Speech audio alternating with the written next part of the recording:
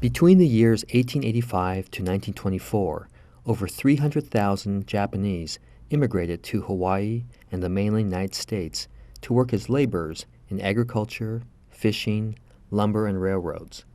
Many became successful, especially in farming.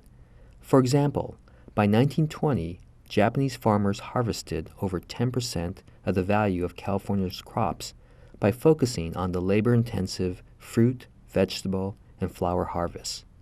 Often the entire family would help. My typical day was really rough sometime because I had to get up at 5 o'clock and help Dad with all the harvesting or anything that has to be done in the morning shift. I tried to get all that done for him as much as I can, being the oldest. And so I helped him and get things ready. And then I have to go to school at 8 o'clock, catch the bus and go to school. And then sometime I would walk home because faster than the bus. The bus made too many stops coming home. So that's the reason sometimes I walked home and made a shortcut through every place and got home. And then that way I can help Dad more on his job because he's got a lot to do. And a lot of time, in tomato season, we had to sort all those red tomatoes in the greenhouses, and that's a night job.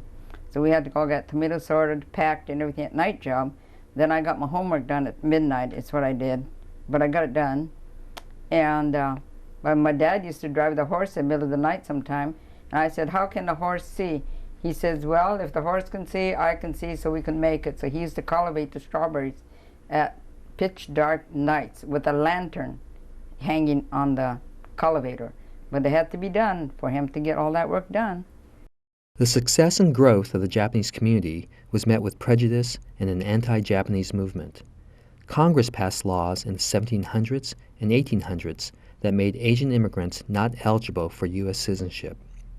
Furthermore, states passed laws barring Asian immigrants from owning land, which was especially difficult for Japanese farmers. And then, in 1924, Congress halted all Japanese immigration.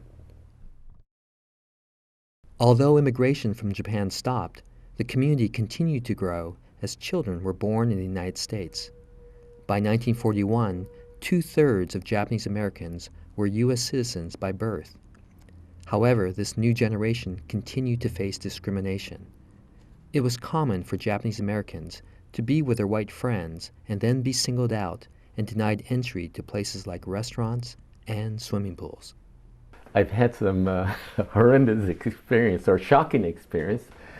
I would forget that, there are moments that you forget that we are racially different. There was one day, Tony and Vito and another fellow, it was hot, they said, "Hey, let's go swimming, and the pool is right up here, the crystal pool, and we looked at it, it cost a dime.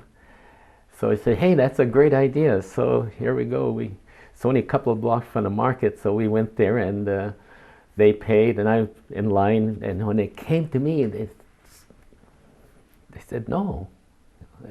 They did say, they just waved their hands, said out. And it just caught me by surprise. And the others, they were shocked. They didn't know, they couldn't understand it. I understood right away what it was about. And they start arguing with them, with the clerk there, or the cashier. And at the same time, I was already halfway down the block.